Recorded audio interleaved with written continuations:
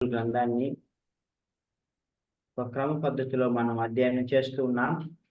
దేవుడు తన కృపను బట్టి, కృపా కనికరమును బట్టి మనము ఆది కాండము, నిర్గమకాండము, లేవి కాండము ధ్యానించడానికి కృప చూపించారు. ఇప్పుడు మనం సంఖ్యాకాండంలో మనం ఉన్నాం. సంఖ్యాకాండంను మనం 3 భాగాలుగా విభజించుకున్నాం.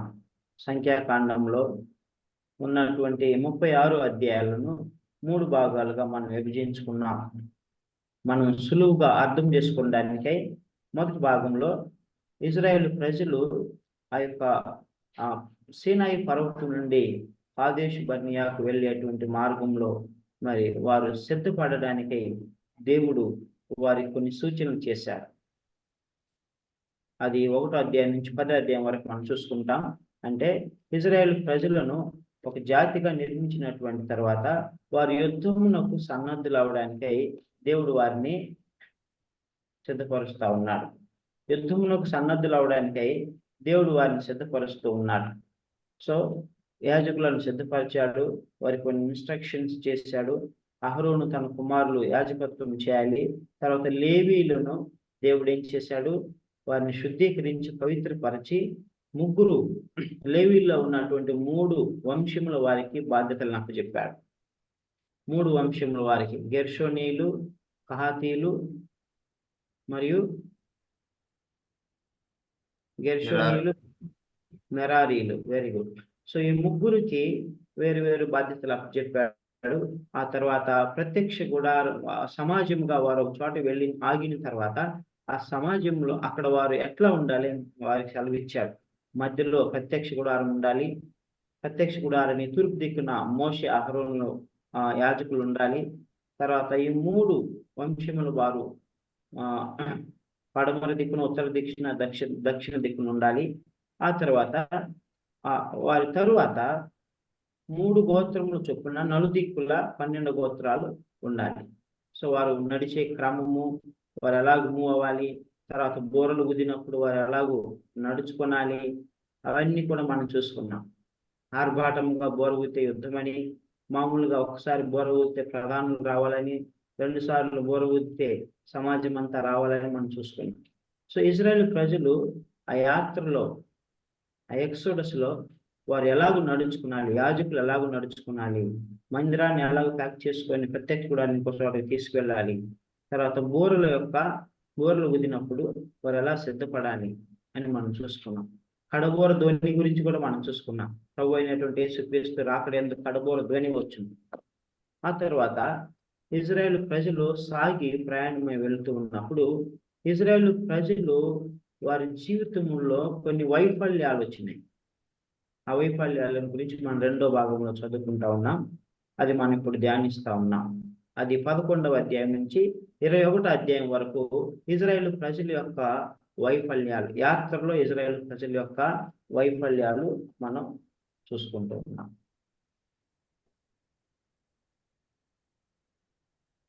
సో ఆ యొక్క వైఫల్యాలలో భాగంగా మనం చూసినట్లయితే మొట్టమొదటి వైఫల్యము, మొట్టమొదటి ఫెయిల్యూర్ ఏంటి? 11వ అధ్యాయం 1వ వచనంలో 2 వచనాలు మనం చూసినట్లయితే ఇజ్రాయేల్ ప్రజలు మేము అలసిపోయి ఉన్నాం, మాకు చిన్న బిడ్డలు ఉన్నారు, మేము చాలా విసుగు చెంది ఉన్నాం, ఎందుకు మమ్మల్ని ఇక్కడ తీసుకొచ్చారు అని మోషే, అహరోను మీద, దేవుని మీద వారు సనుక్కున్నారు. సనుక్కున్నప్పుడు తెగులు వస్తుంది. మోషే ప్రార్థన చేస్తాడు, ఆ తెగులు ఆగిపోతుంది. ఆ ప్రాంతానికి తబేరా అని పేరు పెట్టబడింది. తబేరా అనగా మంట, అంటే అగ్ని వచ్చి వారిని దహించింది, కొంతమందిని దహించింది. అది మొదటిది.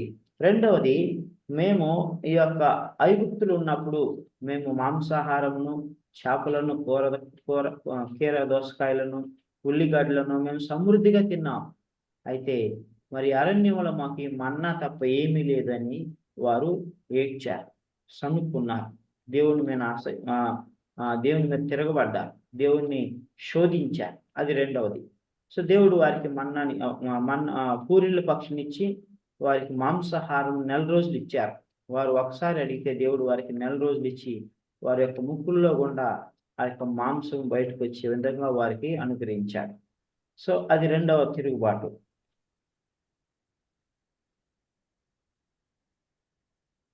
ఆ తర్వాత మూడవదిగా మిరియాము అహరోనులు ఏం చేశారు? మోషేకు వ్యతిరేకంగా మాట్లాడారు. 12వ అధ్యాయం గుర్తుందా? మనం చాలా క్షుణ్ణంగా పోయిన క్లాస్లో నేర్చుకున్నాం.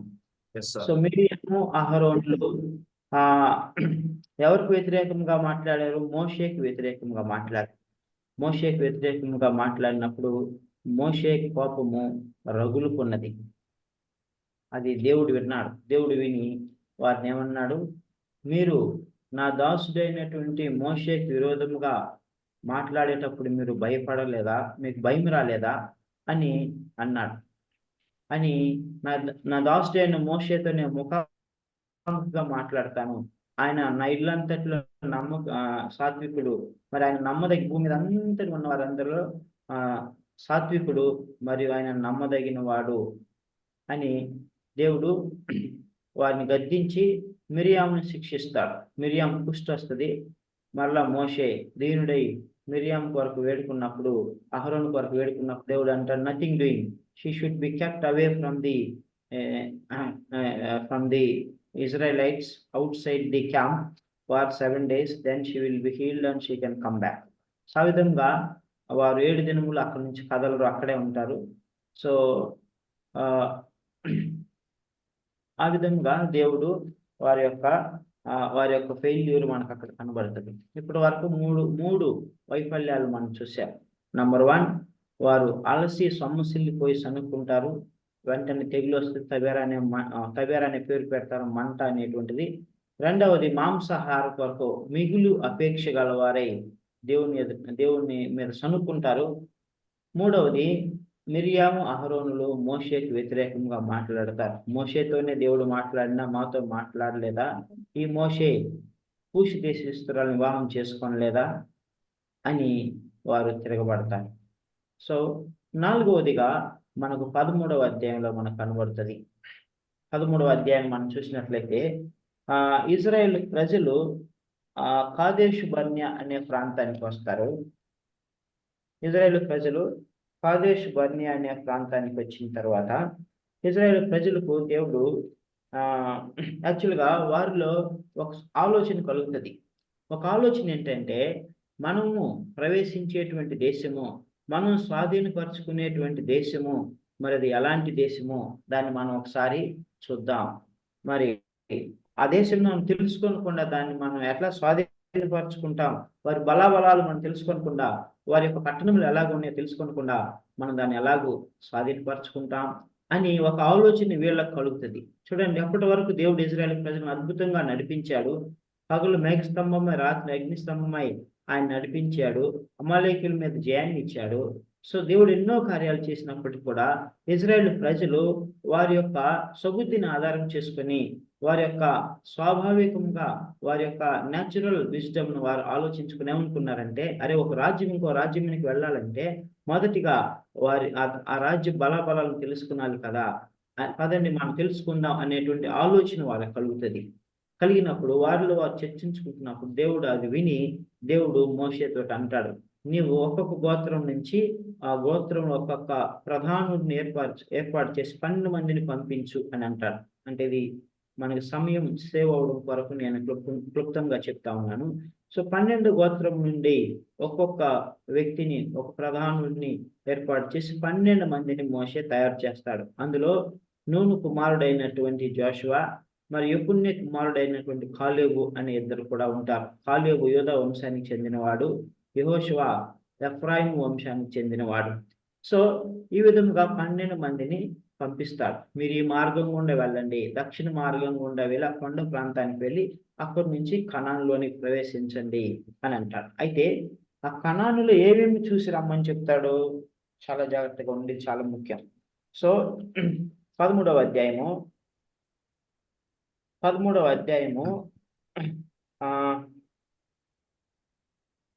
అధ్యాయంలో మనం చూసినట్లయితే 17 నుంచి 20వ వచనం వరకు మోషే కానాను దేశమును సంచరించి చూడుటకు వారిని పంపినప్పుడు వారితో ఇట్లా, నేను మీరు ధైర్యం తెచ్చుకొని దాని దక్షిణ దిక్కును ప్రవేశించి ఆ కొండ ఎక్కి ఆ దేశం ఇట్టిదో దానిలో నివసించే జనము బలం గలదో బలం లేనిదో, కొంచెమైనదో విస్తారమైనదో, వారు నివసించు భూమి ఎట్టిదో అది మంచిదో చెడ్డదో, వారు నివసించు పట్టణములు ఎట్టివో, వారు గుడారములలో నివసించుదురో కోటలలో నివసించుదురో, ఆ భూమి సారమైనదో నిస్సారమైనదో, దానిలో చెట్లున్నవో లేవో అని కనిపెట్టవలెను. మరియు మీరు ఆ దేశపు పండ్లలో కొన్ని తీసుకుని రండి అని చెప్పాను. అది ఆ ద్రాక్షల ప్రథమ పక్వ కాలం. చాలు. సో ఇక్కడ మనం గమనించినట్లయితే దేవుడు అబ్రహాము, ఇస్సాకు, యాకోబులకు వాగ్దానం చేశాడు కదా. మనం ఆది కాండంలో చదువుకున్నప్పుడు మనం చూసుకున్నాం. తర్వాత ఇజ్రాయేలు ప్రజలను మోషే విడిపించడానికి వెళ్ళినప్పుడు కూడా అప్పుడు దేవుడు స్పష్టంగా సెలవిచ్చాడు. నిర్గమకాండంలో పాలు తేనెలు ప్రవహించు దేశంలోనికి మిమ్మును ప్రవేశింపచేస్తాను అని అన్నాడు. సో సమృద్ధి అయిన దేశము, తొలకరి వర్షము కడుగరి వర్షము వచ్చు దేశము అని దేవుడు స్పష్టంగా ఆల్రెడీ చెప్పి ఉన్నాడు కదా. పాలు తేనెలు ప్రవహించు దేశంలోనికి నేను మిమ్మల్ని ప్రవేశపెడతానని దేవుడు సెలవిచ్చిన తరువాత మరి ఆ భూమి గురించి, ఆ పట్టణం యొక్క బలాబలాల గురించి, ఆ పట్టణం యొక్క మరి ఆ పట్టణము ఎలా ఉంది, ప్రాకారం కలిగిన పట్టణమా లేదా ఆ పట్టణంలో ఉన్నటువంటి ప్రజలు బలవంతుల బలహీనుల, అవన్నీ తెలుసుకోవలసినటువంటి అవసరము ఇజ్రాయేల్ ప్రజలకు ఎందుకు వచ్చిందంటే అది మానవ స్వభావము, అది మానవ ఆలోచన ప్రకారం వాళ్ళు ప్రారంభించి ఉన్నారు. అయితే దేవుడు ఆ యొక్క వాగ్దాన దేశాన్ని మీరు స్వతంత్రించుకుందరు, దాన్ని మీకు అనుగ్రహించి ఉన్నాను అని సెలవిచ్చిన తర్వాత ఇజ్రాయేల్ ప్రజలు దాని యందు విశ్వాసం ఉంచక మేము వెళ్ళి రావాల్సిందే, మేము ఆ యొక్క దేశాన్ని వేగులు వారముగా వెళ్ళి చూసి రావాల్సిందే అని అనుకున్నప్పుడు దేవుడు వారి హృదయ కాఠిన్యాన్ని బట్టి అనుమతించారు. కొన్నిసార్లు దేవుడు ఆయన చేయాలనుకున్న కార్యాలను చేయక మన యొక్క అనాలోచితాన్ని బట్టి, మన యొక్క స్వార్థాన్ని బట్టి, మనం మరలా దేవుడిని అడగడాన్ని బట్టి దేవుడు కొన్ని అనుమతిస్తాడు. అలాంటిదే ఇది కూడా. సో దీని పర్యవసానం చాలా భయంకరమైనది. ఈ విధంగా ఇజ్రాయేల్ ప్రజలు 12 మంది వెళ్ళి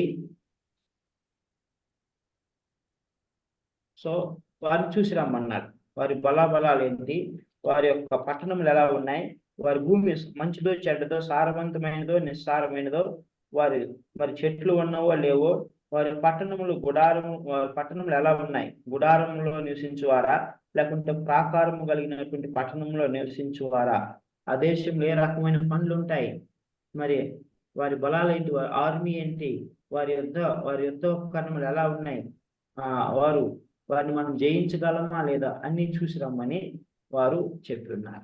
సో అలాగ చెప్పి పంపించిన తర్వాత వారు అంతా చూశారు. 40 దినాలు వారు ఏం చేశారు, ఆ దేశంను సంచరించి చూసి తిరిగి వచ్చినటువంటి తర్వాత మోషే దగ్గరకు వచ్చి వారు రిపోర్ట్ ఇస్తా ఉన్నారు. అది పాలు తేనెలు ప్రవహించే దేశమే, దాని దేశ నివాసులు బలవంతులు, మరి ప్రాకారము గల పట్టణంలో వారికి ఉన్నాయి గొప్పవి, అనాకీయులను మేము అక్కడ చూశాం. అమాలేకీయులేమో దక్షిణ దేశంలో ఉన్నారు, హిత్తీయులు, ఎబూసీయులు, అమోరీయులు, కనానీయులు వారేమో కొండ దేశంలో ఉన్నారు. కనానీయులు సముద్రం వద్ద యోర్దాను నది ప్రాంతంలో ఉన్నారు. అంటే ఏ ప్రజలు ఎక్కడ ఉన్నారు అని వారు అది కూడా రిపోర్ట్ ఇచ్చారు. అనాకీయు వంశస్థులు వారు కూడా అక్కడ ఉన్నారు, హెబ్రోన్లో ఉన్నారు. అనాకీము వంశస్థులు అనగా వారు గొప్ప దేహం కలిగినటువంటి వారు. గొలియాతు గురించి మనం విన్నాం కదా, గొలియాతు అనాకీము వంశం వాడు. సో అలాంటి వారు చాలా మంది ఆ యొక్క హెబ్రోన్లో ఉన్నారు. మరి వారు మనకంటే బలవంతులు అని వారు రిపోర్ట్ చెప్పారు. అంత మాత్రమే కాదు, వారు చెడ్డ సమాచారం కూడా వారు తీసుకొచ్చారు. ఏమంటున్నారు, 13వ అధ్యాయము 31వ వచనం. 13వ అధ్యాయము 31వ వచనం. అయితే అతనితో కూడా పోయిన ఆ మనుషులు, ఆ జనులు మనకంటే బలవంతులు, మనము వారి మీదికి పోచాలమనివి. 32, 33. మరియు వారు తాము సంచరించి చూచిన దేశం గురించి ఇజ్రాయేలుకు చెడ్డ సమాచారం చెప్పి, మేము సంచరించి చూచిన దేశము తన నివాసులను భక్షించు దేశము, దానిలో మాకు కనబడిన జనులందరూ ఉన్నత దేహులు. అక్కడ సిఫిలీయులు సంబంధులైన అనాకు వంశపు నెఫీలను చూచితిమి. మా దృష్టికి మేము మిడతల వలె ఉంటిమి, వారి దృష్టికి అట్లే ఉంటుమనేది. సో ఇక్కడ గమనించినట్లయితే ఈ యొక్క 12 మందిలో 10 మంది ఈ విధమైనటువంటి రిపోర్ట్ తీసుకొచ్చారు, చెడ్డ సమాచారం తీసుకొచ్చారు అని అక్కడ రాయబడి ఉన్నది. ఇజ్రాయేల్ ప్రజల్లో మరి 12 మందిలో 10 మంది చెడ్డ సమాచారం తీసుకొచ్చారు. ఆ సమాచారం ఏంటో తెలుసా? వారు మనకంటే బలవంతులు, వారు నరమాంస భక్షకులు, తన నివాసులను భక్షించేటువంటి దేశము, వారు ఉన్నతమైనటువంటి దేహము కలిగినటువంటి వారి నెఫీలీలు, వారి దృష్టికి మేము మిడతల వలె ఉన్నాము, వారి దృష్టికి మేము మిడతల వలె ఉన్నాము, వారు మనల్ని ఈజీగా చంపివేస్తారు, ఓడిస్తారు, మనం వారిని జయించలేము అని చెప్పి ఉన్నారు. ప్రియమైనటువంటి దేవుని బిడ్డలారా, they brought A bad report. So వారు అవిశ్వాసమైనటువంటి సమాచారం తీసుకొచ్చారు. దేవుడేమో మీకు కనాను దేశాన్ని స్వాస్థ్యముగా ఇస్తాను, నేను మీకు ముందుగా పోవుదును, మీ శత్రువులు మీరు జయమునిస్తాను, అది పాలు తేనెలు ప్రవహించే దేశము, తొలకరి వర్షము కడవలి వర్షము ఆ దేశంలో ఉంటుంది, మీరు సమృద్ధిగా జీవిస్తారని చెప్తే ఇజ్రాయేల్ ప్రజలు ఈ 12 మంది వారే మేము ఆ దేశాన్ని చూపిస్తాం అనుకున్నారు. చూసి వచ్చిన తర్వాత చెడ్డ సమాచారం తీసుకొచ్చారు, అవిశ్వాసముతో కూడినటువంటి మాటలను పలుకుతున్నారు. అవిశ్వాసముతో కూడినటువంటి మాటలు పలుకుతా ఉన్నారు. మేము వారిని జయించలేము, మనం వారిని జయించలేము అని అంటున్నారు. అంత మాత్రమే కాదు, 14వ అధ్యాయానికి మనం వచ్చినట్లయితే వాళ్ళు ఇంకా ఏమంటున్నారు 14వ అధ్యాయంలో మనం చూసినట్లయితే చూడండి, 14వ అధ్యాయము 1, 2 వచనాలు, 1, 2, 3 వచనాలు. అప్పుడు ఆ సర్వ సమాజము ఎలుగెత్తి కేకలు వేసెను, ప్రజలు ఆ రాత్రి వెలుగెత్తి ఏడ్చి, మరియు ఇజ్రాయేల్ అందరూ మోషే అహరోనులపై సణుగుకునిరి. ఆ సర్వ సమాజము, అయ్యో, ఐగుప్తులో మేము ఎలా చావలేదు, ఈ అరణ్యమందు మేము ఎలా చావలేదు, మేము కత్తివాత పడినట్లు యెహోవా మమ్ము ఈ దేశంలోనికి ఎలా తీసుకుని వచ్చాను, మా భార్యలు మా పిల్లలు కుళ్ళపోవదురు, తిరిగి ఐగుప్తుకు వెళ్ళుట మాకు మేలు కాదా అని వారితో అనేది. 4 వారు, మనము నాయకుని ఒకరిని నియమించుకొని ఐగుప్తునకు తిరిగి వెళ్ళదమని ఒకరితో ఒకటి చెప్పుకొనగా. సో వాళ్ళు బ్యాడ్ రిపోర్ట్ తీసుకురావడం మాత్రమే కాదు, కానీ మోషే అహరోనుల నాయకత్వాన్ని వారు తిరస్కరిస్తూ ఉన్నారు. దేవుని యందు వారు నమ్మిక ఉంచట్లేదు, అవిశ్వాసంతో కూడిన మాటలు మాట్లాడుతూ ఉన్నారు. అయ్యో, ఎలుగెత్తి ఏడ్చే, రాత్రంతా ఎలుగెత్తి ఏడ్చి ఏమంటున్నారు, మనం తిరిగి ఐగుప్తుకు వెళ్ళిపోదాం, ఐగుప్తులో మనం అక్కడే బాగా బ్రతుకుదాం, ఈ అరణ్యంలో ఐగుప్తులోనే చనిపోయిస్తే బాగుండేది, ఈ అరణ్యంలో మేము చావనేలా, it is better to go back అని ఒక క్రొత్త నాయకత్వాన్ని కూడా వారు ఎన్నుకోవడానికి ప్రయత్నం చేశారు. ప్రియమైనటువంటి దేవుని బిడ్డలారా, మోషేని దేవుడు నాయకుడిగా ఎన్నుకున్నాడు.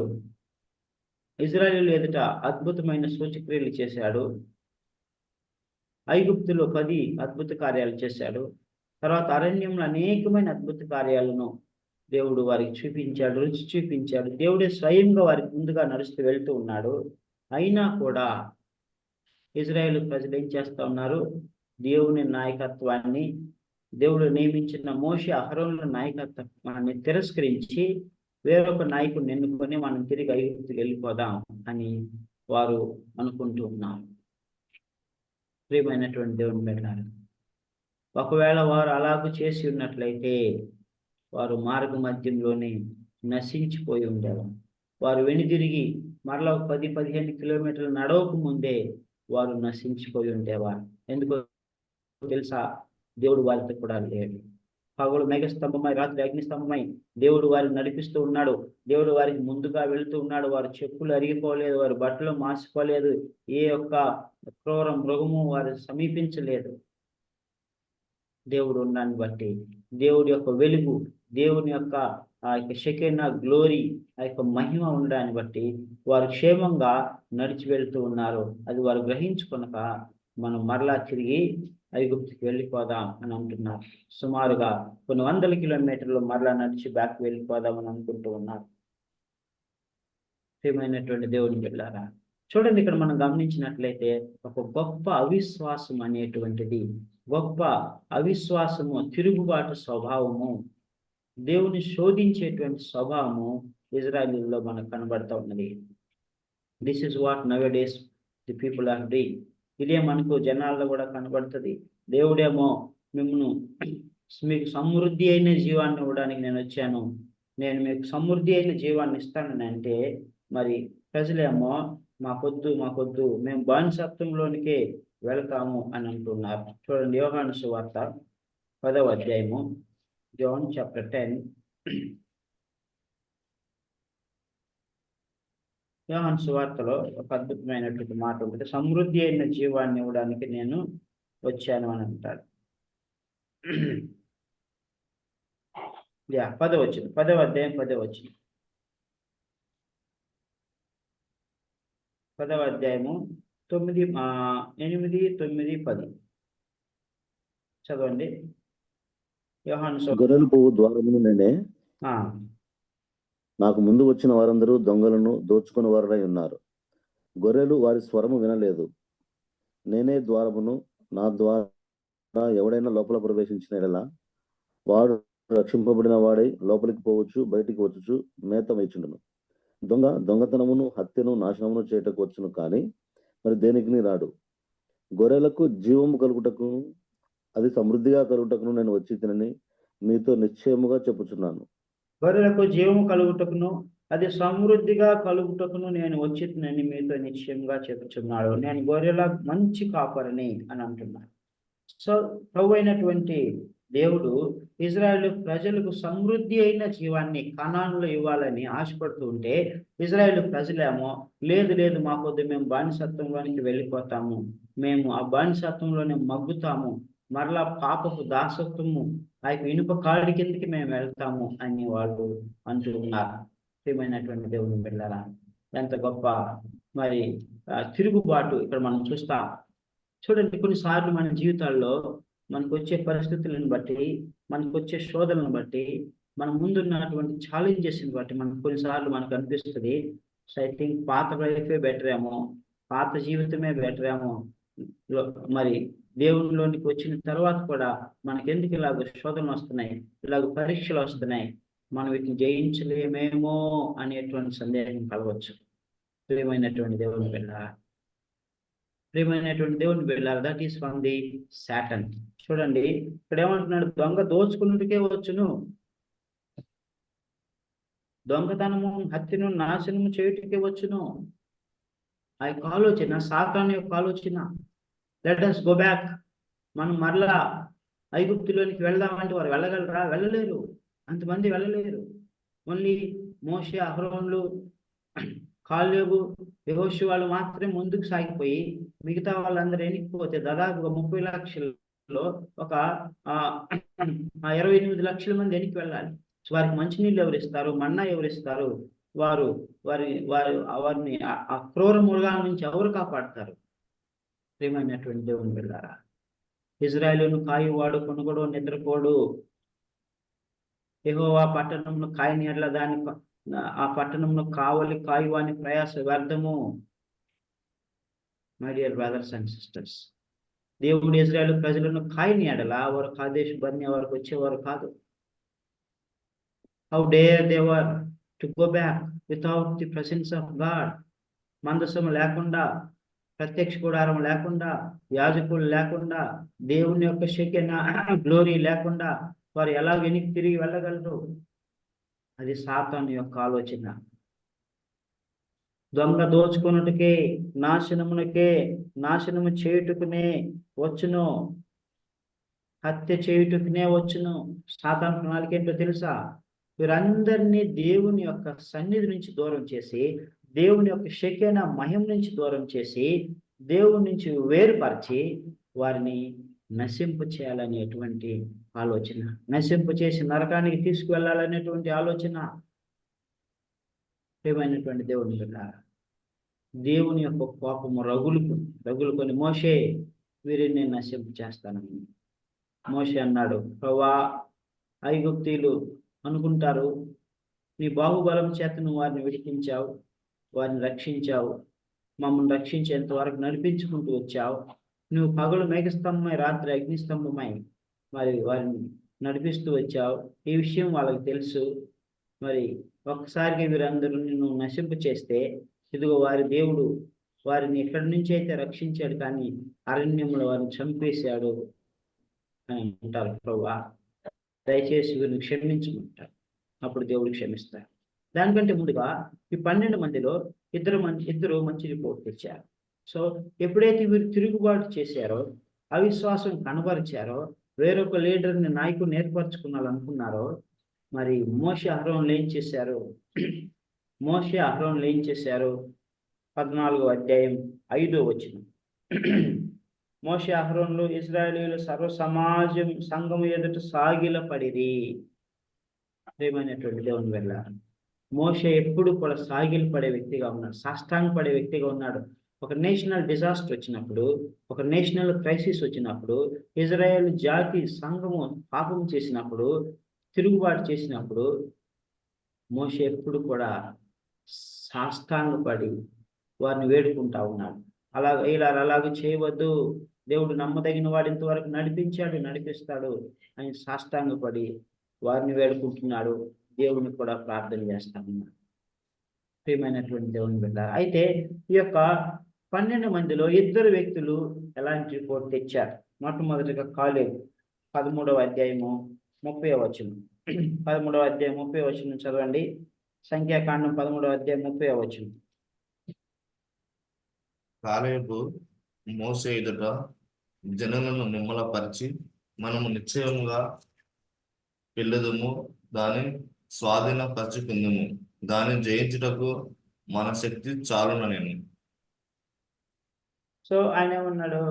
కాలేబు, మనం నిశ్చయంగా జయిస్తాం, మనం ముందుకు సాగిపోదాం, దాన్ని స్వాధీనపరచుకుంటాం, మన దేవుడు సమర్థుడు అని జనులను నిమ్మలపరిచారు. అదేవిధంగా 14వ అధ్యాయము 6, 7, 8 వచనాలు. 14వ అధ్యాయం 6, 7, 8 వచనం. అప్పుడు దేశములు సంచరించి చూచిన వారిలో నుండిన నూను కుమారుడగు యెహోషువను, యుపన్య కుమారుడగు కాలేబును బట్టలు చింపుకొని ఇజ్రాయేలీయుల సర్వ సమాజంతో, మేము సంచరించి చూచిన దేశం మిగిలి మంచి దేశము. యెహోవా మన యందు ఆనందించిన ఎడల ఆ దేశంలో మనము చేర్చి దానిని మనకిచ్చెను. అది పాలు తేనెలు ప్రవహించే దేశము. అది మిక్కిలి మంచి దేశము. దేవుడు మనకు ఆ దేశాన్ని తప్పకుండా ఇస్తాడు. అది పాలు తేనెలు ప్రవహించే దేశము. ఆ ప్రజలకు మీరు భయపడవద్దు. 9వ వచనంలో ఆ దేశ ప్రజలు మెట్టుకు మీరు యెహోవా మీద తిరుగుబడకుడి, ఆ దేశ ప్రజలకు భయపడకుడి, వారు మనకు ఆహారం అగుదురు, వారి నీడ వారి మీద నుండి తొలగిపోవును. యెహోవా మనకు తోడే ఉన్నాడు, వారికి భయపడకుడి. ఆ సర్వ సమాజము వారిని రాళ్ళతో కొట్టి చంపవలనగా ప్రత్యక్షపు గుడారంలో యెహోవా మహిమ ఇశ్రాయేలు అందరికీ కనబడెను. సో ఇక్కడ వీరిద్దరు కూడా ధైర్యపరుస్తూ ఉన్నారు. బట్టలు చింపుకున్న రోషం కలిగినటువంటి వారు, విశ్వాస వీరులను వచ్చి వెళ్ళారు.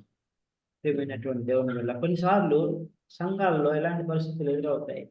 కొన్నిసార్లు కొంతమంది సంఘాన్ని మిస్లీడ్ చేసి అప్పుడు సంఘం అంతా వారి పక్షాన్ని వెళ్ళిపోవచ్చు, కానీ రోషం కలిగినటువంటి వారు ఉంటారు, విశ్వాస వీరులు ఉంటారు. No no no, it's not so like that, అది అలాగూ కాదు, ఇది ఎలాగూ, ఇది కరెక్ట్, ఇది దేవుడి మార్గము, ఇది దైవ మార్గము అని వాక్యము చూపించి ప్రోత్సహించి దేవుని కొరకు నిలబడేటువంటి వారు ఉన్నారు.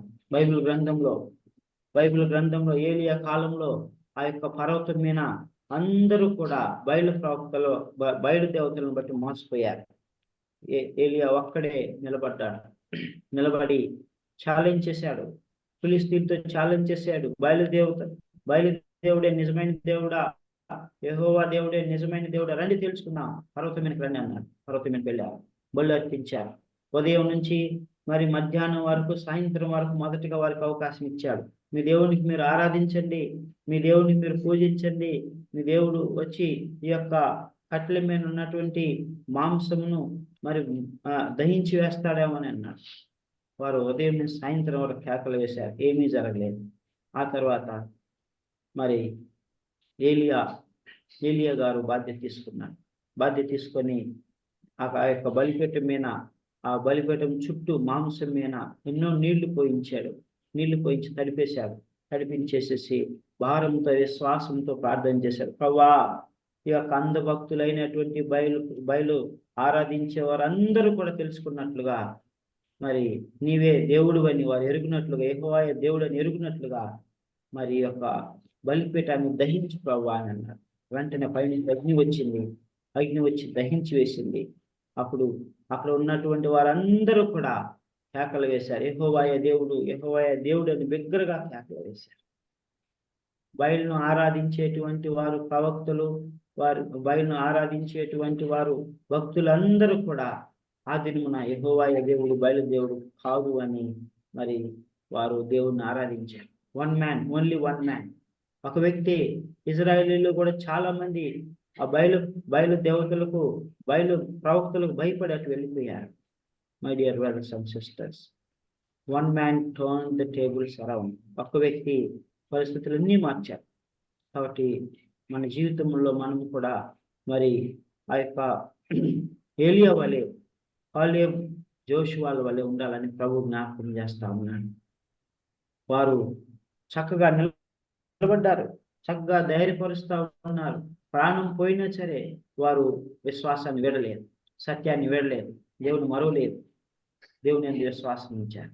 ప్రియమైనటువంటి దేవుని బిడ్డలారా, తద్వారా వారు ఇచ్చినటువంటి ఆ రిపోర్ట్ని బట్టి వాళ్ళు ఏం చేశారు, వాళ్ళని రాళ్ళతో కొట్టి చంపాలని వారు రాళ్ళు తీసుకుంటూ ఉన్నారు. అప్పుడు దేవుడు ఊరుకున్నాడా? దేవుడు ఏం చేశాడు? వెంటనే ప్రత్యక్ష గుడారంలో యెహోవా మహిమ ఇజ్రాయేలులకు అందరికీ కనబడెను. ఇజ్రాయేలులకు అందరికి కనబడి దేవుని మహిమ వచ్చి, దేవుడు ఏం చెప్పాడంటే, మరి 10 మార్లు వీరు నన్ను శోధించారు, మోషే వీరిని నేను నశింపు చేస్తాను, వీరు యోగ్యులు కాదు, వీరు అర్హులు కాదు అని అన్నప్పుడు మోషే ప్రార్థన చేస్తాడు. మోషే ఏమంటాడు? 14వ అధ్యాయము 14వ వచనం, యెహోవా అను నీవు ఈ ప్రజల మధ్య ఉన్నావని, యెహోవాను నీవు ముఖాముఖిగా కనబడిన వాడవని, నీ మేఘము వారి మీద నిలుచున్నదని, నీవు పగలు మేఘస్తంభంలోను రాత్రి అగ్నిస్తంభంలోను వారి ముందర నడుచున్నావని వారు విని ఉన్నారు కదా. కాబట్టి నీవు ఒక్క దెబ్బతో ఈ జనులను చంపిన ఎడల కీర్తిని గురించి జనములు ప్రమాణపూర్వకంగా తాను ఈ జనులకు ఇచ్చిన దేశమందు వారిని చేర్చుటకు శక్తి లేక యెహోవా వారిని అరణ్యంలో సంహరించినని చెప్పుకుంది. ఈ దేవునికి శక్తి లేదు, వారిని వాగ్దాన భూమికి చేర్చలేక అసమర్థుడై వీరిని చంపాడు అని అనుకుంటారు. ప్రభువా, నీ దయతో వీరిని క్షమించు, నీ కృపాతిశయమును బట్టి నువ్వు వీరిని కరుణించు, క్షమించు, దీర్ఘశాంతుడు, కృపాతిశయుడు అని అన్నప్పుడు మరి దేవుడు అంటాడు, నువ్వు మొరపెట్టిన దాన్ని బట్టి నేను వీరిని క్షమిస్తున్నాను అని అంటాడు. అయితే దేవుడు చెప్తాడు, 20 సంవత్సరంలో పైబడినటువంటి వారు మొదలుకొని ఎవ్వరు కూడా కనాను దేశంలో ప్రవేశించరు, అరణ్యంలో నశించిపోతారు. అయితే వారి అవిధేయతను బట్టి, వారి తిరుగుబాటు స్వభావాన్ని బట్టి, వారు చేసిన పాపమును బట్టి ఆ శిక్ష మరి వారి పిల్లల మీద కూడా వచ్చింది. చూడండి, 14వ అధ్యాయము 31, 32, 33, 31, 32, 33, 34 వచ్చినాడు. అయితే వారు కొల్లపోదులను మీరు చెప్పిన మీ పిల్లలను నేను ఆ దేశంలో రప్పించేదను, మీరు తృణీకరించిన దేశమును వారు స్వతంత్రించుకునేదారు. అయితే మీ శవములు ఈ అరణ్యములో రాలను, మీ శవములు ఈ అరణ్యములో క్షయమగు వరకు మీ పిల్లలు ఈ అరణ్యములో 40 ఏళ్ళు తిరుగులాడచ్చు మీ వ్యభిచార శిక్షను భరించెదరు. మీరు ఆ దేశమును సంచరించి చూచిన 40 దినముల లెక్క ప్రకారం దినమునకు 1 సంవత్సరం చొప్పున 40 సంవత్సరములు మీ దోష శిక్షను భరించి నేను మిమ్మల్ని రోసి వేసినట్టు తెలుసుకొందురు. ఇది యెహోవా అను నేను చెప్పిన మాట. నాకు విరోధముగా కూడిన చెడ్డదగు ఈ సర్వ సమాజమునకు నిశ్చయముగా దీన్ని చేసేదను. ఈ అరణ్యములో వారు క్షీణించిపోదురు, ఇక్కడనే చనిపోదురు అన్నాడు. ఆ దేశమును సంచరించి చూచుటకై మోషే చేత పంపబడి తిరిగి వచ్చి ఆ దేశమును గురించి చెడ్డ సమాచారం చెప్పుట వలన సర్వ సమాజము అతని మీద సనుగునట్లు చేసిన మనుషులు చాలు. అనగా ఆ అక్కడ దేశమును మనం గమనించినట్లయితే ఆ మోషే ప్రార్థించిన తరువాత దేవుడు వారిని క్షమించాడు. అయితే వారి మీద శిక్ష అయితే వచ్చింది. శిక్ష ఏంటంటే 20 సంవత్సరాలు పైబడిన వారందరూ అరణ్యంలో రాలుదురు. ఎందుకంటే వారు వ్యభిచరించారు. వారికి శిక్ష వచ్చింది. సో ఇంకేమంటున్నాడు దేవుడు చాలా స్పష్టంగా సెలవిస్తా ఉన్నాడు. 40 దినాలు మీరు వెళ్ళి ఆ యొక్క దేశాన్ని చూసి వచ్చారే, మరి దానికి ప్రతిగా మీ యొక్క తిరుగుబాటుకు శిక్షగా మీ యొక్క సంతానము మీరు 40 సంవత్సరములు ఈ అరణ్యంలో సంచారం ఇంకా తిరుగుతారు అని వారి మీదకి శిక్షను దేవుడు తెప్పించాడు. శిక్షను తెప్పించడం ఒక ఎత్తు అయితే ఇంకొక ఉద్దేశం ఏంటంటే వీరి తరువాత తరం వారు యుద్ధానికి సిద్ధపడి వారు మరి ఆ యొక్క కనానీయుల మీద యుద్ధం చేయాలి కనుక వారిని ఇంకా 40 సంవత్సరాలు అక్కడే తిప్పాడు. ఎందుకంటే 20 సంవత్సరాలు పైబడిన వారందరూ నశించిపోతారు. తర్వాత పిల్లలు ఉంటారు, పిల్లలు యుద్ధం చేయలేరు కనుక మరలా వారు యుద్ధ సన్నద్ధులు అవడానికై వారిని తయారు చేయటానికే దేవుడు 40 సంవత్సరములు అనగా 38 సంవత్సరములు అక్కడ వారిని అరణ్యంలో తిప్పాడు. ప్రియమైనటువంటి దేవుని బిడ్డలారా, చూడండి, తల్లిదండ్రుల అవిశ్వాసం బట్టి, ముఖ్యంగా తండ్రుల యొక్క అవిశ్వాసమును బట్టి, తిరుగుబాటు స్వభావాన్ని బట్టి, సనుక్కొండాన్ని బట్టి 40 సంవత్సరముల శిక్ష వారి బిడ్డల మీదకి వచ్చింది. వారు స్వతంత్రించుకొనవలసినటువంటి కానాను దేశము 40 సంవత్సరాల తర్వాత స్వతంత్రించుకున్నారు, వెనుకెళ్ళిపోయి. సుప్రియమైనటువంటి దేవుని బిడ్డలారా, దీని అర్థం ఏంటంటే మనం ఎప్పుడైతే అవిశ్వాసం మనం చూపిస్తామో, తిరుగుబాటు చేస్తామో, దేవుని మీద మనం సనుక్కుంటామో, ఎప్పుడైతే దేవుని మీద అవిశ్వాసాన్ని చూపుతామో, శోధిస్తామో, అప్పుడు మనకు రావాల్సినటువంటి ఆశీర్వాదాలు వెంటనే రావు, అవి వెనక్కి వెళ్తాయి. అంత మాత్రమే కాదు, దాని యొక్క శిక్ష మన పిల్లల మీద కూడా రావడానికి అవకాశం ఉన్నది. ప్రియమైనటువంటి దేవుని బిడ్డలారా, తర్వాత దేవుడు మరొక విషయాన్ని ఇక్కడ స్పష్టంగా సెలవిస్తున్నాడు. అదేంటంటే మనము పాపము చేసిన ఎడల దేవుడు మన పాపాన్ని క్షమించవచ్చు, కానీ అయితే దాని మీదకి రావాల్సినటువంటి శిక్షను మాత్రము తప్పకుండా వేస్తాడు. బెస్ట్ ఎగ్జాంపుల్ సంసోన్ గురించి మనకు అందరికీ తెలుసు కదా. న్యాయాధిపతుల గ్రంథము 13వ అధ్యాయం నుంచి 16వ అధ్యాయం వరకు సంసోన్ గురించి ఉంటుంది. మనము న్యాయాధిపతులను కూడా మనం అంతకుముందు కరోనా టైంలో ధ్యానించుకున్నాం. సో సంసోను అభిషేకించబడిన వాడు, నాజీరు చేయబడిన వాడు, దేవుడు ఏర్పరచుకున్నటువంటి న్యాయాధిపతి, అద్భుతమైనటువంటి జ్ఞానమును, తెలివిని, శక్తిని, బలాన్ని ఇచ్చాడు. అయితే సంసోను ఏం చేశాడు? సంసోను శరీరానుసారమైనటువంటి ఇచ్చల్లో పడిపోయి మరి దెలీలా అనేటువంటి స్త్రీతో ఉండి ఆయన తన యొక్క శరీరాన్ని అపవిత్రం చేసుకున్నాడు.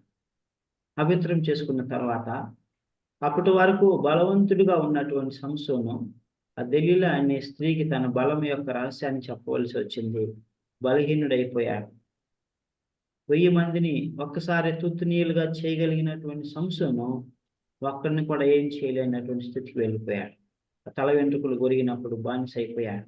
వారు కండ్లు పెరికించి దాగోని దేవత మందిరంలో అతను ఉంచారు, చెరసాల్లో ఉంచారు.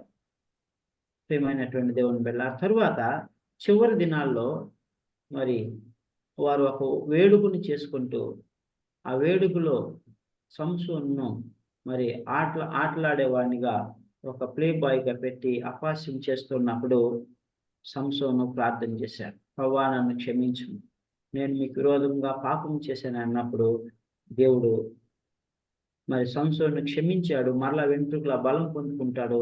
ఒక్కసారిగా దాగోని దేవత యొక్క మందిరం యొక్క గుమ్మములను రెండింటిని పట్టుకొని ఇట్లా ఆయన ఊపినప్పుడు ఆ యొక్క మందిరం అంతా పడిపోతుంది.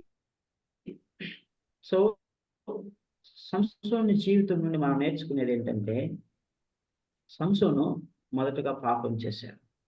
అయితే సంసోను పాపాన్ని దేవుడు క్షమించాడు. అందుకనే తిరిగి మరలా బలాన్ని అనుగ్రహించాడు. సంసోను క్షమించబడ్డాడు. సంసోను పాపమును క్షమించబడినాయి, తిరిగి బలాన్ని పొందుకున్నాడు. కాబట్టి సంసోను దేవునితో కూడా మహిమరాజ్యంలో ఉంటాడు. అయితే సంసోను మీదకు రావలసినటువంటి శిక్ష దేవుడు తీసుకొచ్చాడు. క్షమించాడు, కానీ ఆయన పనులు మళ్ళా తిరిగిచ్చాడా? ఆయన చూపు వచ్చిందా మరలా? ఆయన దేవుడు మరలా ఆయన కన్నులు ఇచ్చాడా? ఇవ్వలేదు కదా. లేదు. మరి క్షమించాడు, కానీ సంసోన్ని ఆ యొక్క మరణం నుండి తప్పించాడా? లేదు. ఆ దాగోను దేవత మందిరంలో మరి సంసోన్ని తప్పించవచ్చు కదా. ఫిలిస్తీన్లు మాత్రమే చనిపోవచ్చు కదా, తప్పించలేదు కదా. చూపు రాలేదు, చనిపోవటం తప్పలేదు, అపహాస్యం తప్పలేదు, అవమానం తప్పలేదు, నిందలు తప్పలేదు, హేళన తప్పలేదు. అవును కదా. Yes. సో ప్రియమైనటువంటి దేవుని బిడ్డలారా, మన జీవితంలో కూడా పాపము అనేటువంటిది, తిరుగుబాటు అనేటువంటిది, అవిశ్వాసం అనేటువంటిది మన ప్రాణాన్ని నశింప చేస్తుంది. మనకు నిందను అవమానం తెస్తుంది, మన కళంకాన్ని తెస్తుంది. కళంకం అంట, నింద అవమానం అంట ఎల్లప్పుడూ ఉంటుందంట. ఇప్పుడు సంసోను గురించి మనం చెప్పుకుంటున్నామా లేదా?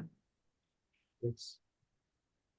సంసోను ఎప్పుడో ఆయన జీవించాడు, చనిపోయాడు. చనిపోయిన తర్వాత కూడా కొన్ని వందల సంవత్సరాలు, వేల సంవత్సరాల తర్వాత కూడా మనం చెప్పుకుంటున్నాం. నింద ఉందా లేదా? అవమానం ఉందా లేదా?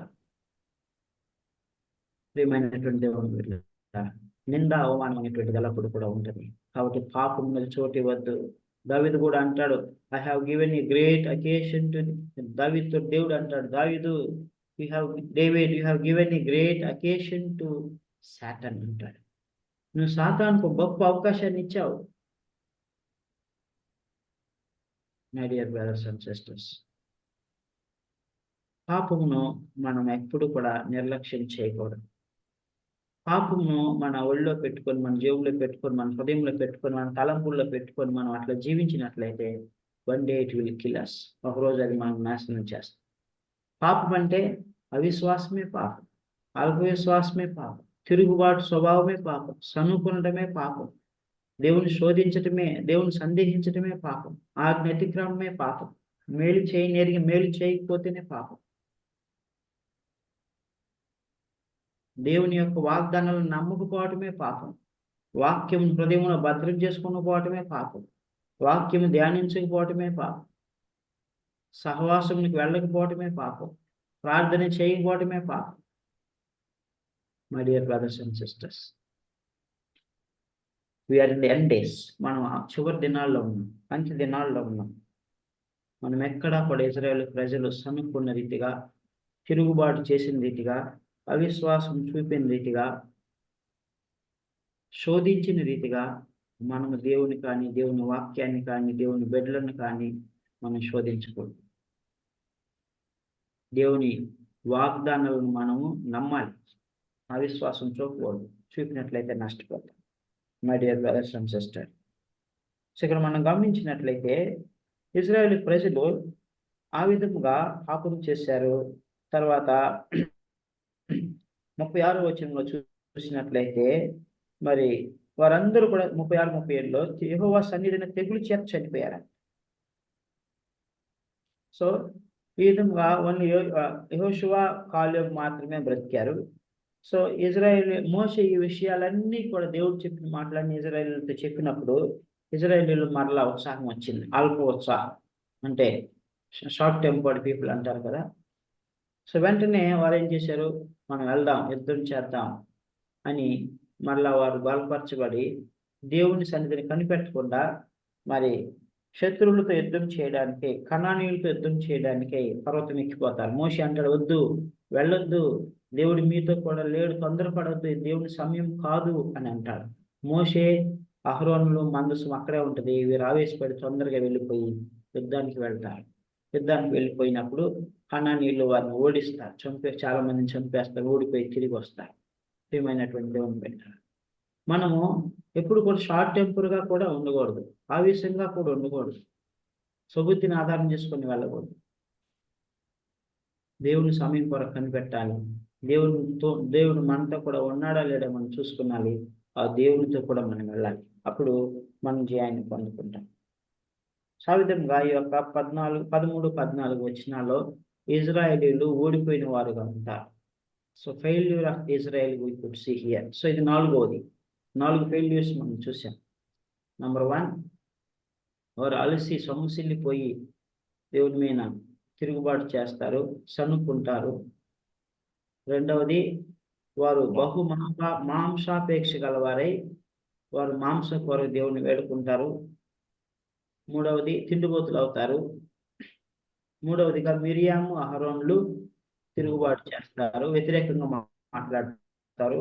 నాలుగవదిగా ఈ యొక్క వేగులు వారుగా వెళ్ళినటువంటి వారు చెడ్డ సమాచారం తీసుకొచ్చి ఇజ్రాయేల్ సమాజాన్ని అంతటిని కూడా తప్పుదో పట్టించి మనం తిరిగి వెనకెళ్ళిపోదాం, మనం వేరొక నాయకు ఎన్నుకుందాం అని అనుకొని అవిశ్వాసం చూపించి తిరుగుబాటు చేసి మరి దేవుని శోధిస్తారు.